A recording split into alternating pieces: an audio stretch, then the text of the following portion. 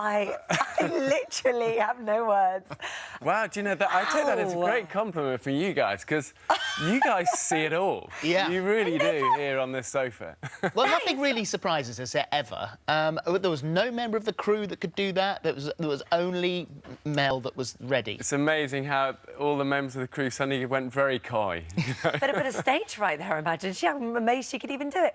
I actually didn't realise that really worked. I thought that was a bit of an old wives' tale that people said, oh, yeah, if you get a jellyfish thing, then pee on it, da-da-da-da-da. Well, it does. you're right, but actually they've brought out new research that says that urine, what it does, because when you get stung by a jellyfish, the tentacle will stay on it and keep stinging. So what the urine does is stop the tentacle continue its stinging, but it doesn't, like, neutralise anything. It stops it just getting worse. Did you feel a difference once she'd peed on you? Felt closer to her, I imagine. Not a huge difference, but I didn't want to be rude, so I was like, so much better, thank you so much. So it didn't actually make that much difference?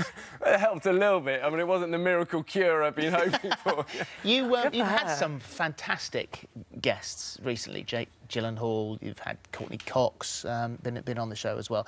Was there anyone that you've had there who you thought, do you know what, actually, you've got the stuff that it takes to be a survivor. You could make it if it really happened. A lot of them, really, you know, and I think it's often the unlikely ones that really shine, you know, and I've also learned there's no blueprint for a great survivor. They don't come in square jaws and big muscles like in the movies. It's all about spirit, you know, and a quiet perseverance and a quiet courage to keep going, So you know. But often it's the girls that really, I think, shine the brightest. I don't know why, but I see it a lot on Running Wild. And you think this little model, this little actress who's quite petite, you know, the crew are going, gosh, she's going to die in these, you know, minus 50 degrees. But actually, they often have a streak of steel, a focus. Yeah. But also, if you think about it, you know, it's just a different arena. You don't reach the top of your game or a Hollywood game unless you've got a little bit of that fire inside and can put up with sort of the failures. And it's just a different arena. Same principles, but take it to the wild. Who would you like to do it? Who would be somebody that you sort of think, yeah, actually, they'd be great?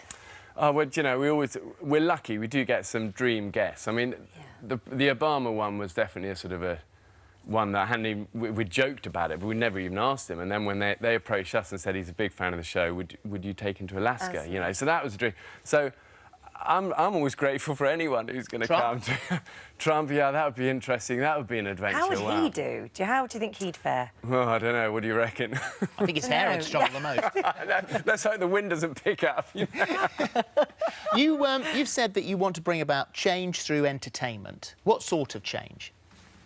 Well, I think if you look at the growth of the Scouts, for example, you know, it's you know, people want to be part of an adventure. And the Scouts are incredible because they give young people who might never normally get the chance, give them an adventure. You know, we try and bring adventure through the TV show, through the books. I mean, I'm doing this live arena show in October around the UK, and that's all about bringing adventure to these arenas. Well, let's talk about the show, because the idea came when you were in Vegas.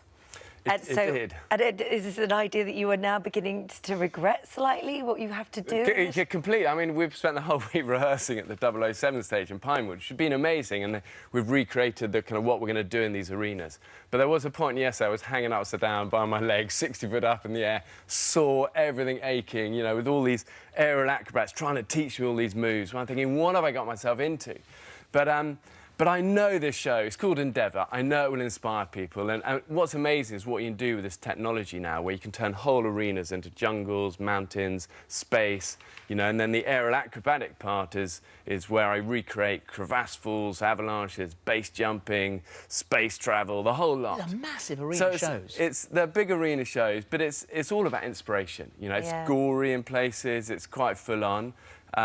But it's inspiring, and it leaves you at the end feeling like you can conquer the world. And we go through some of the greatest moments of human endeavour and adventure and exploration and recreate them. Wow. So, yeah, I'm nervous. It's funny, one of the technicians said to us yesterday, he goes, do you know what, 20 years I've been in I've seen it all, but what you got here is something special. Well, when the crew say that, you know you're onto a winner. That's Wembley Arena, that's on the 7th of October, and then you're off to, you know, how many arenas are you doing? And then we're doing 13 around the UK, so we go you all are over, going to be aching. It'd be fun. I got my family with me, which is a rare treat. Do you treat. stay dressed during this? Because there is a sort of naked said that theme. in your introduction. I was thinking, Do I? Well, did you met your wife when you were skinny dipping? Yeah, but I can't do that stuff nowadays when you're on telly. You Do you know what I mean? That was when I was like 23. I was a serving soldier, and I proposed to her kneeling on a beach. But it was like, you know, Where was the freezing ring? cold. Where was the ring when you proposed to her on the beach? We're really not going down this road. You know this show. No, the ring was I didn't have a ring at that point. It was clenched between your butt cheeks. Well, maybe. No, it wasn't. That was a slight exaggeration. Yeah, the truth is, I hadn't even planned to propose. It was just, you know, we were so young. We were 23, madly in love. It was a Monday morning, in the sea. I held her in my arms and said, "Shall we begin a great adventure together?" And you know, we're 16 years on.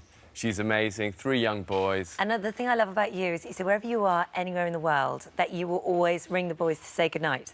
Yeah, but it's as much for me as it is for them. For more of the same, just click here, and don't forget you can subscribe for even more of these amazing videos exclusive to our channel.